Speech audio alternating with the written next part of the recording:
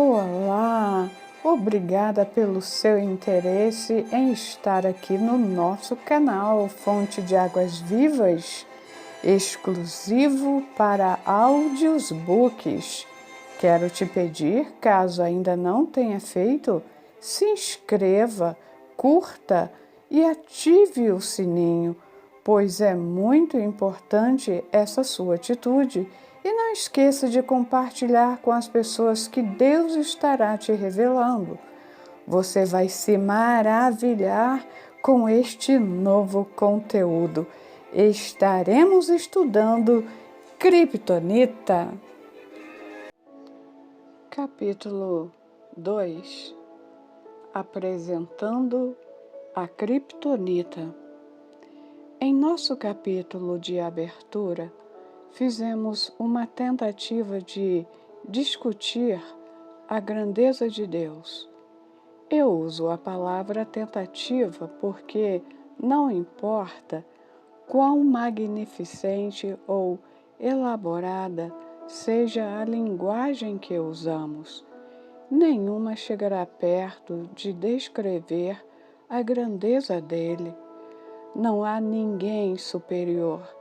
Ninguém sequer aproxima-se em comparação. Deus não tem rival nem igual, e Ele irá reinar da eternidade passada à eternidade futura. Ele é incrível. Como filhos dele, faz perfeito sentido que devamos refleti-lo, e isso está claro nas Escrituras. A palavra de Deus declara o seguinte sobre seus filhos e filhas: porque neste mundo somos como ele. 1 João capítulo 4, versos 17. O apóstolo João não disse por que na próxima vida seremos como ele. Não, João declara que somos como ele agora neste mundo. Isso cai na categoria do inimaginável. Mais uma vez lemos: Ele nos deu suas grandiosas e preciosas promessas para que por elas vocês se tornassem participantes da natureza divina. 2 Pedro, capítulo 1, versos 4. Pense nisto. Você e eu recebemos a natureza divina dele, não a natureza do ser humano mais renomado da terra. Não, pelo contrário, a natureza de Deus. E Pedro adiciona a palavra divina para garantir que não entendamos errado. A palavra grega usada aqui é teios, que é definida como aquilo que é unicamente de Deus e procede dele. A palavra natureza é a palavra grega physis e é definida como gerar, essência, constituição e propriedades básicas. Junte as duas e o significado será: essas são as promessas que equipam você a compartilhar aquilo que é propriedade única e básica de Deus. Nós somos verdadeiramente nascidos de Deus. Fico incomodado quando ministros fazem comentários como: não há diferença entre um cristão e um pecador. Cristãos apenas foram perdoados. Isso é heresia e faz duas coisas horríveis. Primeiro, diminui o que Deus faz por nós através de Jesus. E segundo, nulifica sua promessa, mantendo seu povo cativo à corrupção deste mundo que é criada por desejos imorais. Até mesmo a natureza evita tamanha heresia. Você já ouviu falar de um leão dando à luz a um esquilo? Ou um cavalo de corrida de raça pura dando à luz a uma minhoca? Nós somos nascidos de Deus e somos sua descendência. Está escrito: amados, agora, não depois, quando chegarmos ao céu. Somos filhos de Deus. 1 João capítulo 3, versos 2. Sabendo que somos seus filhos amados, devemos manifestar um caráter altruísta, amor incondicional, alegria indescritível, paz que excede todo entendimento, poder sobrenatural, bem-estar, vitalidade, criatividade, sabedoria divina, entendimento aguçado, conhecimento supremo e revelação sensível. E essa lista está longe de estar completa. As Escrituras prometem atributos como esses em muitos níveis. Então, novamente, a minha pergunta é: por que não estamos vendo isso na igreja em nível individual nem coletivo? Antes de abordar essa questão e outras similares, quero prepará-lo para o processo deste livro. Os capítulos seguintes podem parecer negativos e rudes, mas prometo que as respostas estão por vir e serão satisfatórias. Pense no seguinte cenário: se um médico diagnostica corretamente um melanoma no estágio prematuro e apresenta como solução um pequeno procedimento cirúrgico ambulatorial, esse desenvolvimento pode soar negativo de primeira. O paciente pode pensar consigo mesmo: que deprimente, eu tenho câncer, não quero ouvir isso, nem passar pelas medidas corretivas para me livrar dessa doença, mas irei fazê-las para salvar a minha vida. Entretanto, considere a seguinte alternativa: se o médico ignorar o problema e meramente aconselhar o paciente a viver um estilo de vida saudável, alimentando-se bem, exercitando-se regularmente e tendo uma atitude positiva e sem estresse, o melanoma continuará a crescer até que eventualmente se torne inoperável e cause a morte. Deus nos ama demais para não diagnosticar aquilo que nos prende e pode até nos matar. Ele sabe que o que nos restringe não pode ser sarado através de um estilo de vida mais positivo. Ao contrário, tem que ser confrontado e removido. Ele é um pai profundamente comprometido com a nossa saúde e o nosso bem-estar.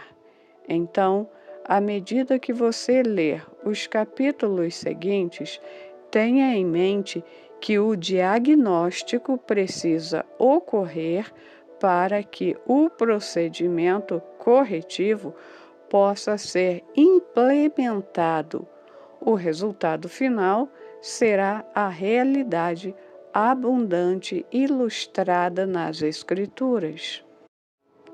Abordando a pergunta: se o reino dele está entre nós, por que não está sendo feito na terra assim como é no céu.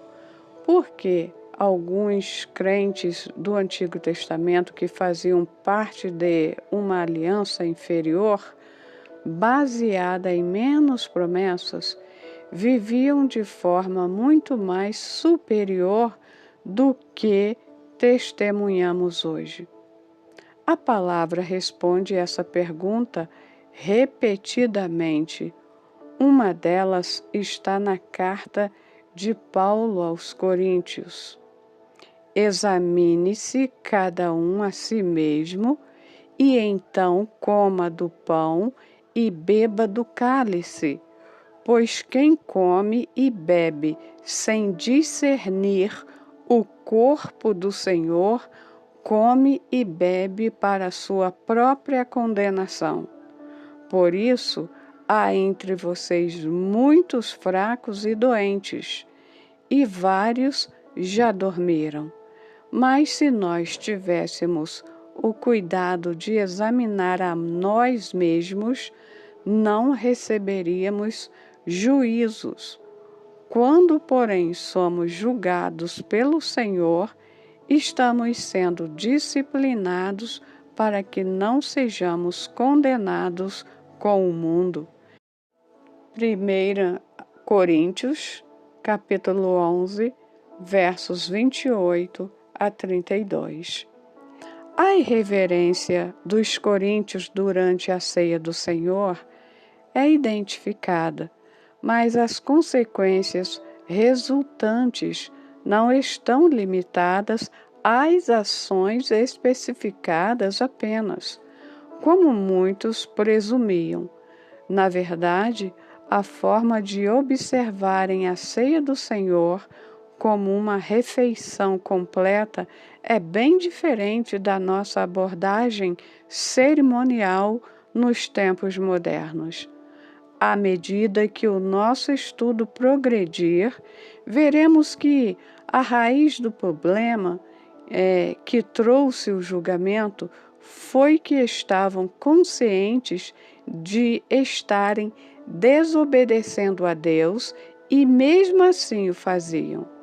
Podemos listar 3 consequências para o comportamento deles: fraqueza, doença e morte física. O significado das 2 últimas é claro, mas e quanto à primeira? Algumas definições de fraqueza são falta de força ou robustez ou ser impotente. Essa palavra pode se referir a muitas áreas diferentes da vida. Em geral, descreve a impotência de sermos quem fomos criados para ser. Voltemos ao super-homem. A substância que era perigosa somente para ele removia sua força e o deixava fraco. Era a criptonita. O super-homem tinha habilidades que eram de outro mundo. Ele podia operar feitos sobrenaturais e possuía conhecimento paranormal, uma consciência aguçada de seus sentidos, poder extraordinário e caráter inabalável. Entretanto, se fosse exposto à criptonita, o super-homem ficava doente e fraco, inclusive mais fraco do que um ser humano normal. Se fosse exposto a ele por um longo período de tempo, poderia até morrer. Basicamente, o apóstolo Paulo está identificando a criptonita da igreja. Ela nos enfraquece, impedindo-nos de andar no poder da natureza divina. O rei Davi admitiu uma vez em que não se arrependeu e confessou seu pecado, lamentando: minhas forças foram esgotando-se como em tempo de seca. Salmos 32, verso 4. A paráfrase da Bíblia, a mensagem registra as palavras dele assim: todos os sucos da minha vida secaram. Em outro versículo diz: o pecado esgotou minha força. Estou sendo consumido por dentro. Salmos 31, versos 10. Tiago declara isso da seguinte forma: o pecado, após ter se consumado, gera morte. Meus amados irmãos, não se deixem enganar. Tiago, capítulo 1, versos 15 e 16. Tiago está falando claramente aos crentes e nos alerta a não sermos enganados pelo poder do pecado. Se o pecado não for confrontado, pode fazer com que o crente, o que a criptonita pode fazer com o super-homem, chegando inclusive a ponto de causar morte. Ainda sobre isso, Paulo, como pai espiritual, amável que era, alerta a igreja de Corinto e a nós a respeito dos efeitos da criptonita. Uma forte palavra de cautela. A primeira coisa a ser enfatizada em relação a esses versículos deve ser a palavra de cautela. Paulo não diz: essa é a causa de qualquer fraqueza, doença ou morte prematura no meio de vocês. Em outras palavras, ele não está dizendo que todas as dificuldades, enfermidades e mortes são atribuídas ao pecado. Nós, crentes, frequentemente batalhamos com situações difíceis porque vivemos num mundo decaído e há forças demoníacas reais contra as quais lutamos. Por exemplo, houve um incidente em que Jesus e os seus discípulos se depararam com um homem que havia nascido cego. Os discípulos perguntaram: Mestre, quem pecou, este homem ou seus pais, para que ele nascesse cego? João capítulo 9, versos 2. O raciocínio deles presumiu que a única forma como aquele homem poderia ter adquirido aquele problema era devido ao pecado. Jesus respondeu imediatamente: não foi por causa dos pecados dele, nem dos pais dele. Jesus cortou rápida e decisivamente aquela mentalidade incorreta e horrível. Toda enfermidade, fraqueza ou morte prematura não ocorrem devido ao pecado. É a mesma mentalidade que alimentou a crítica de Elifaz, Bildade e Zofar contra Jó.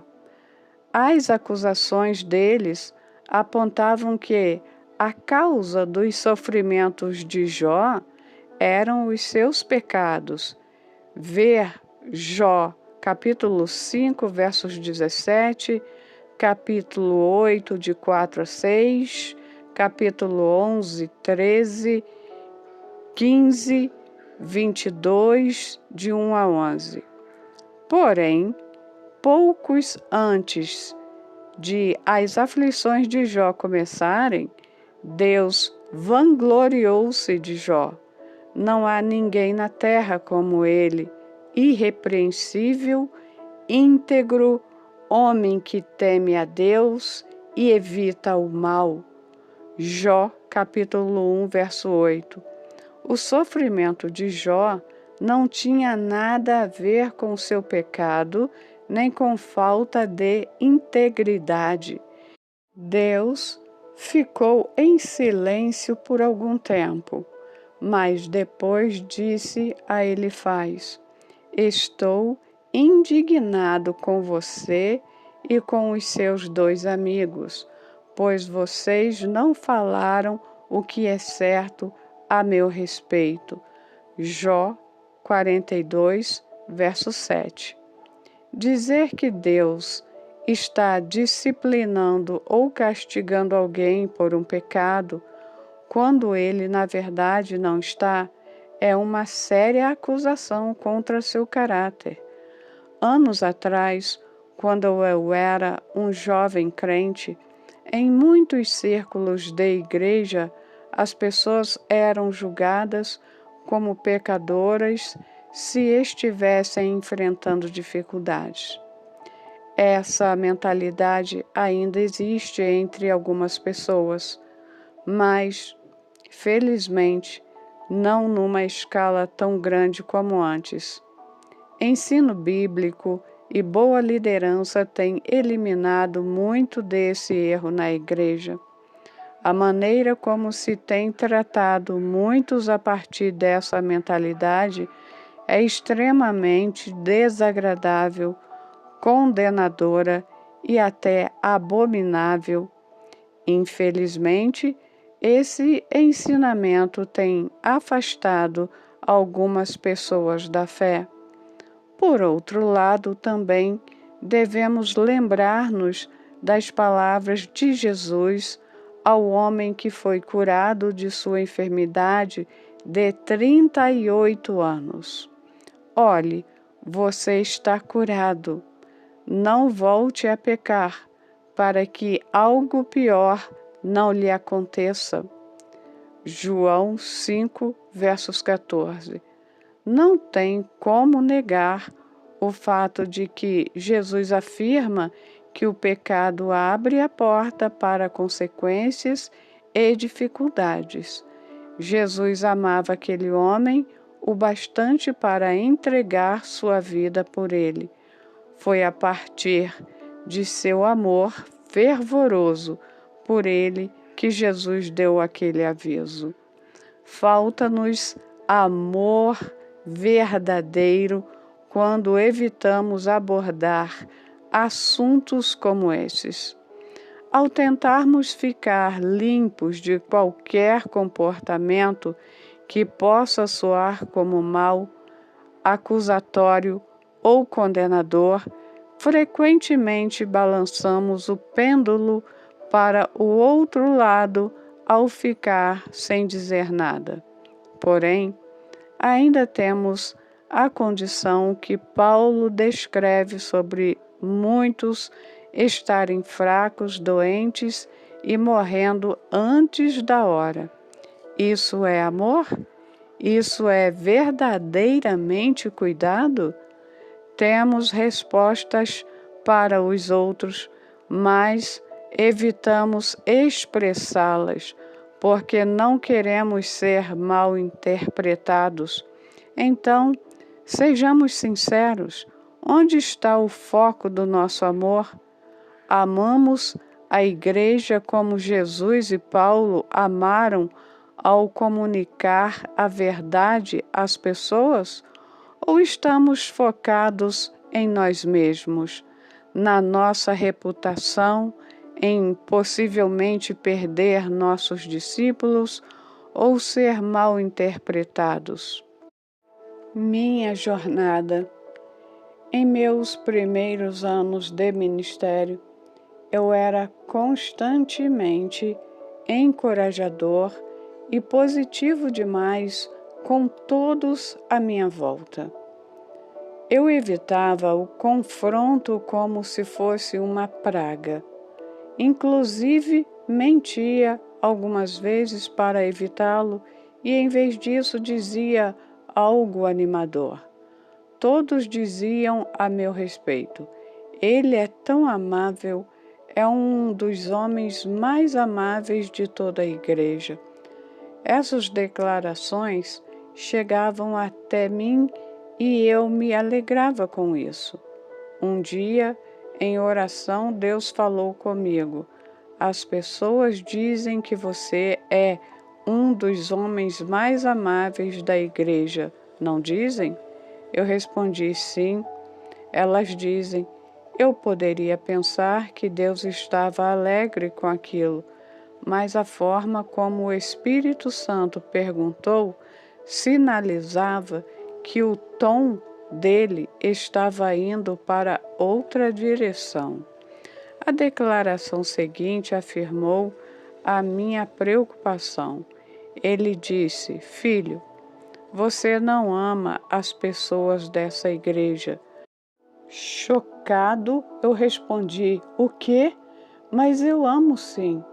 E isso é o que as pessoas estão dizendo.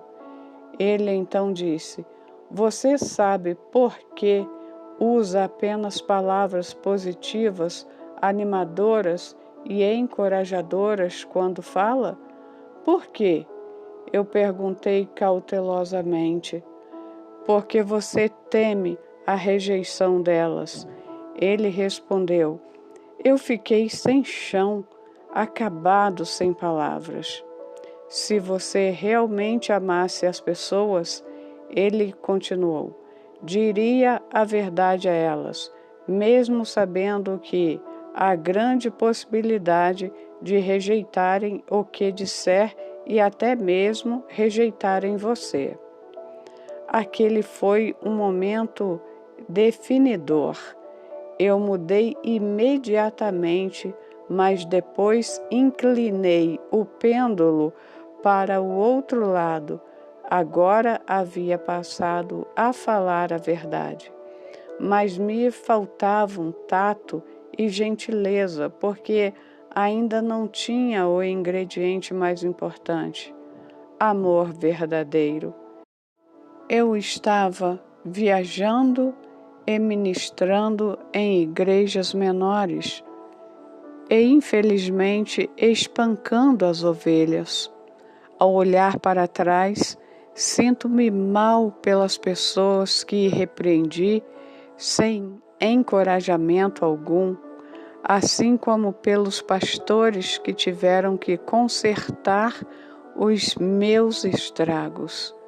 Em 2001, ministrei em uma grande conferência que ocorreu numa igreja enorme da Europa.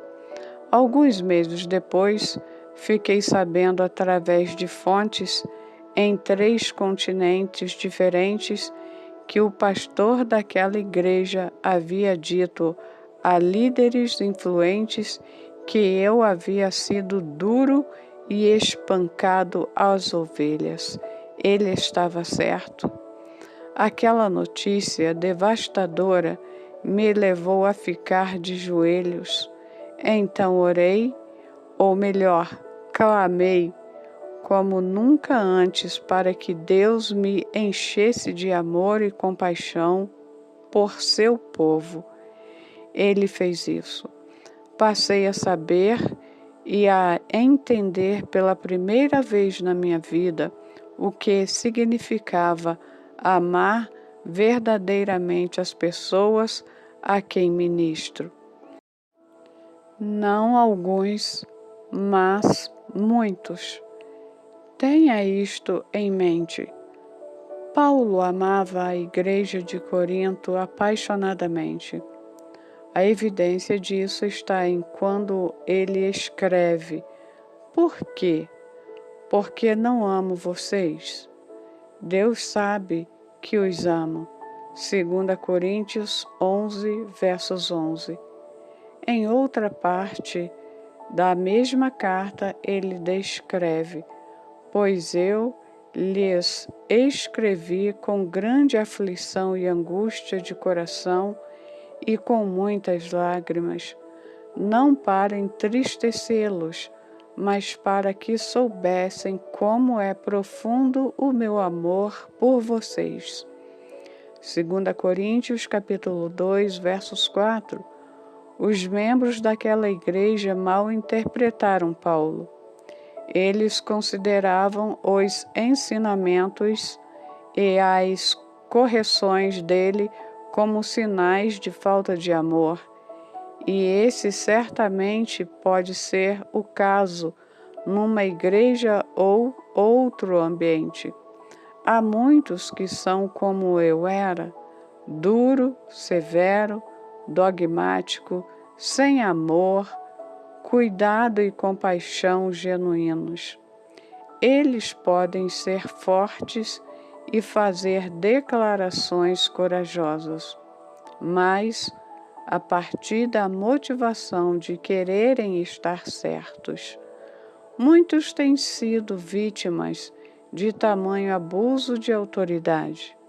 No entanto, isso não faz com que toda correção e todo aviso sejam similares. As palavras de Paulo, às vezes, eram fortes, corretivas e repreensivas, mas todas vinham de um coração cheio de amor apaixonado. Seguindo a mesma linha, Paulo depois escreve: assim, de boa vontade, por amor de vocês, gastarei tudo o que tenho e também me desgastarei pessoalmente. Visto que os amo tanto, devo ser menos amado? 2 Coríntios 12, versos 15. A frustração dele é evidente. Seu amor e cuidado profundo pelo bem-estar deles é mal interpretado. E agora ele é visto como um líder severo, que quer mantê-los sobre suas regras, por assim dizer. Portanto, por favor, note que as palavras de Paulo, apesar de fortes, ao falar para aqueles amados irmãos, a causa de muitos estarem fracos, lutando com problemas de saúde e morrendo prematuramente, partiam de seu amor fervoroso por eles.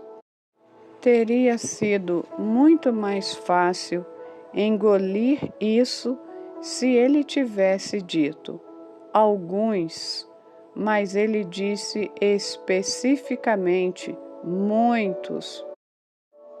Como podemos evitar encarar a verdade que ele está comunicando?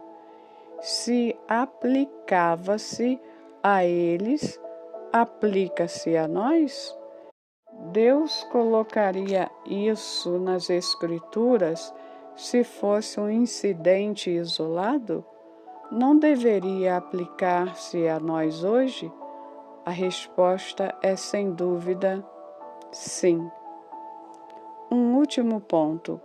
Paulo não estava abordando o ato da ceia na igreja. Há muito mais envolvido no que está sendo dito, e muitos de nós, inclusive eu mesmo, durante anos, tem perdido a mensagem completa.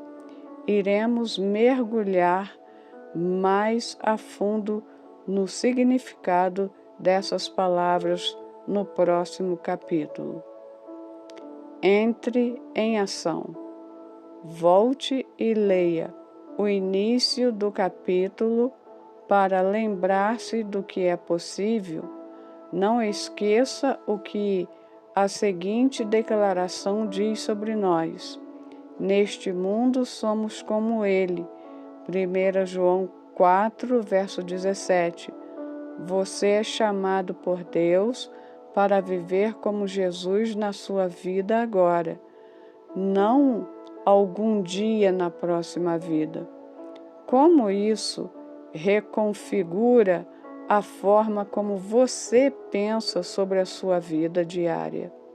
Talvez você não se considerasse fraco antes de entender o seu potencial em Cristo, mas agora que entende, você se considera fraco ou forte? Se disse fraco, você avaliou-se sabiamente, pois Deus diz que o poder dele se aperfeiçoa na nossa fraqueza. Ver 2 Coríntios, capítulo 12, verso 9. Deus transformará a nossa fraqueza em força quando nos humilharmos diante dele. Ver 1 Pedro, capítulo 5, verso 5. Peça que Deus fale com você sobre quaisquer razões de fraqueza na sua vida. Escreva-as e, em seguida, peça que Ele revele as chaves de libertação para cada uma. Separe tempo para escrever a receita de Deus para transformar cada fraqueza em força. Até o próximo capítulo.